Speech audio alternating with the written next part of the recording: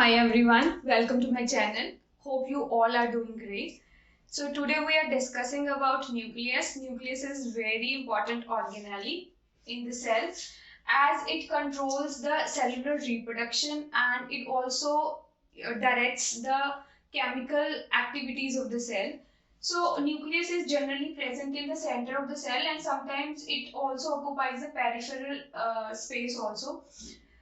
So I've drawn a rough picture of a nucleus. So nucleus is a double layered organelle. These layers are known as nuclear membrane and this membrane is very porous for the transportation of materials from cytoplasm to nucleus and from nucleus to cytoplasm. And the protoplasm of the nucleus is known as nucleoplasm, and in this nucleoplasm a thread-like structure is there that is known as chromatin. So we can see this thread-like structure in a non-dividing cell. And when the cells are dividing, then this chromatin material get dense and it forms the chromosomes. Chromosome look like rods. They have rod-like structure. So chromosomes are made up of DNA and protein. So DNA, the functional part of the DNA is known as gene. Gene is the unit of inheritance. It controls the transfer of hereditary characteristics from one generation to another generation. We can take an example like if your mother has curly hairs, so you might also end up having curly hairs. So that is the role of DNA. That is the role of genes. So we can imagine how important the nucleus is. So next I want to discuss about the prokaryotes. So these are the organisms which don't have any nuclear membrane. So those are the prokaryotes, and the examples are like bacteria and blue-green algae. And the organism who have the defined nuclear membrane, those are known as eukaryotes, like human beings.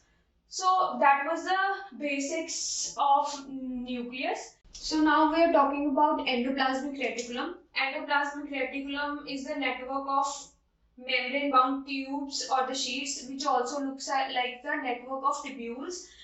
The ER membrane, the structure of ER membrane is similar to the structure of plasma membrane. And endoplasmic reticulum is of mainly two types. One is rough endoplasmic reticulum and other is smooth endoplasmic reticulum. So rough, why do we call it rough? Because when we see it under microscope, so ribosomes are present on the surface of RER. So because of that, we call it as rough endoplasmic reticulum, and those ribosomes are involved in the manufacturing of proteins. Whereas if we talk about the SER, then there is no presence of ribosomes, but it is the site of the manufacturing for fat or the lipid molecules. And these fats or protein molecules that go and help in the formation of membrane, that is known as membrane biogenesis. And moreover, these proteins or fat molecules, they also play a role as enzymes or hormones in a cell. So next is endoplasmic reticulum. The function of endoplasmic reticulum, it serves as the channel of transportation of certain materials from different organelles, between different organelles. And endoplasmic reticulum also provides the surface for various biochemical reactions in a cell. And next we are talking about Golgi apparatus. Golgi apparatus is membrane-bound vesicles which are arranged parallel to each other in stacks that are known as cisterns. And the Golgi apparatus is mainly connected with the endoplasmic reticulum, and its main function is storing, modification and packaging the materials. Like in Golgi apparatus, simple sugars get converted into complex sugars, and the Golgi apparatus is also involved in the formation of lysosomes. And what are the lysosomes? That is the next organelle. Uh, So these are the membrane-bound sacs, which are full of digestive enzymes, and those enzymes are made by rough endoplasmic reticulum. So we can see like how all these organelles are connected with each other. They communicate with each other to perform in a much better way. So these all are connected. So the digestive enzymes that are found in lysosomes are formed by the rough endoplasmic reticulum. So the lysosomes are basically make the cell clean. They keep the cell clean because they digest any foreign materials or any food, extra food particles that are entering in the cell, and even they digest the worn out organelles of the cell also. So they keep the cell clean. Moreover, during any disturbance in cellular metabolism, like if the cell get damaged, so these lysosome may burst, and the whole cell get digested by the enzymes that are present in the lysosome. So that is why the lysosomes are also known as the suicide bags of a cell. Next, we are talking about mitochondria, also known as the powerhouses of the cell, because it generates the ATP. The basic structure of mitochondria is looks like that. It has two membranes. The outer one is porous membrane for the transportation of material, and the inner membrane is deeply folded. It is deeply folded to provide more surface area for the ATP generating chemical reactions.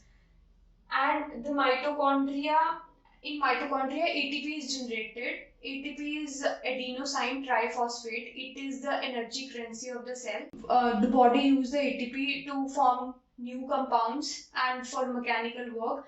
And other important thing is mitochondria have their own DNA and ribosomes, which means they can manufacture their own proteins. So next we are talking about plastids.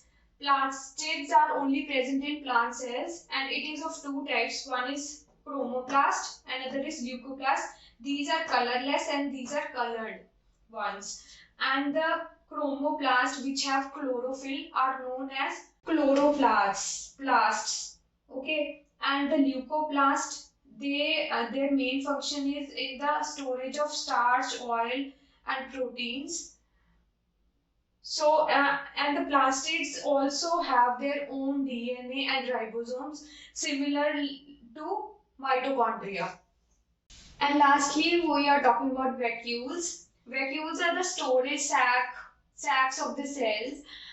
They stores many important compounds also, and they provide turgidity and rigidity to the cells. So basically, in plant cells, the vacuoles are of larger size as compared to the animal cell. In plant cells, they occupy 50 to 90% of the space in a plant cell, and the important compounds sorry that are found in vacuoles are amino acids, sugars, and proteins. Yeah, so that was it.